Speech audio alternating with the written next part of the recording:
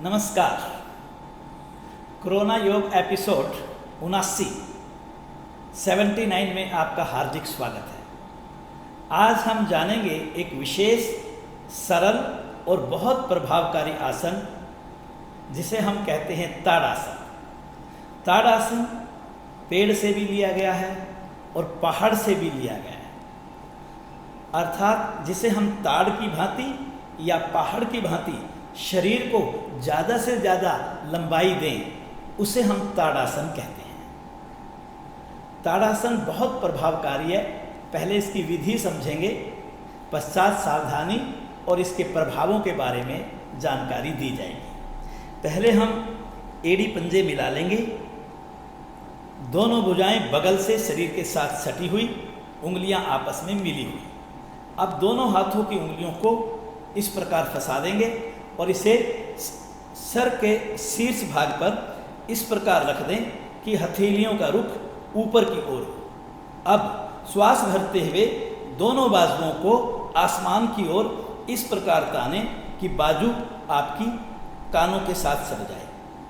एड़ियों को ऊपर की ओर उठा लें और शरीर के भार को पैरों की उंगलियों पर लाते हुए शरीर, वक्ष, कंधे और भुजाओं को अधिक से अधिक ऊपर की ओर आंतरिक कुंभक में ताने। श्वास भर करके रोकने के बाद यथाशक्ति रुके।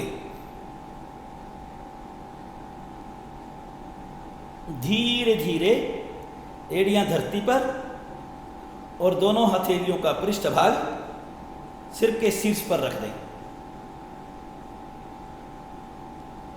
फिर श्वास भरें। इसी क्रिया को फिर एक बार और दोहराएं।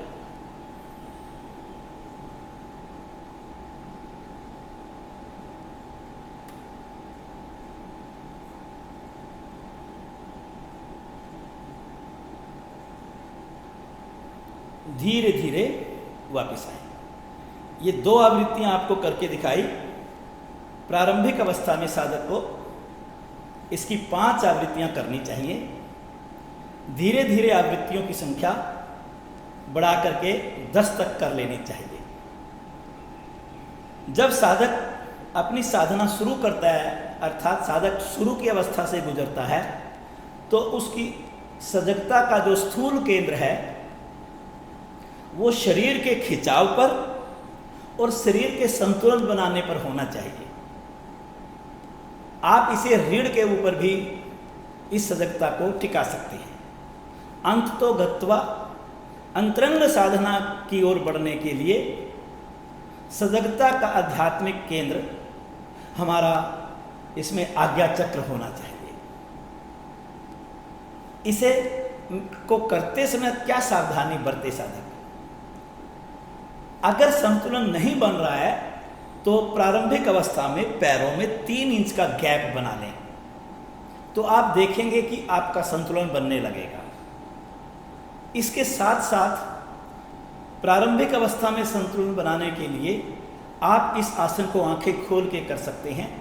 आंखें खोल करके दृष्टि को किसी एक बिंदु पर टिका दें और अंत तक उसी बिंदु पर दृष्टि को टिका करके रखें। जब साधना पकने लगे तो एड़ी पंजे भी मिला लें और आंखें बंद करके फिर इसका अभ्यास करेंगे तो ये और अधिक प्रभावकारी होगा। आइए देखें इस आसन के लाभ क्या हैं।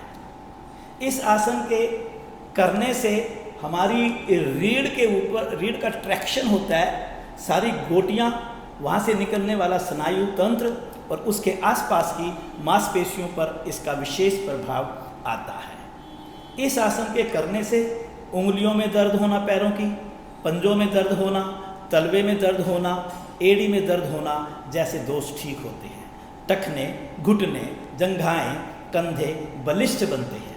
पाचन सुदृढ़ और निष्कासन सहज होता है।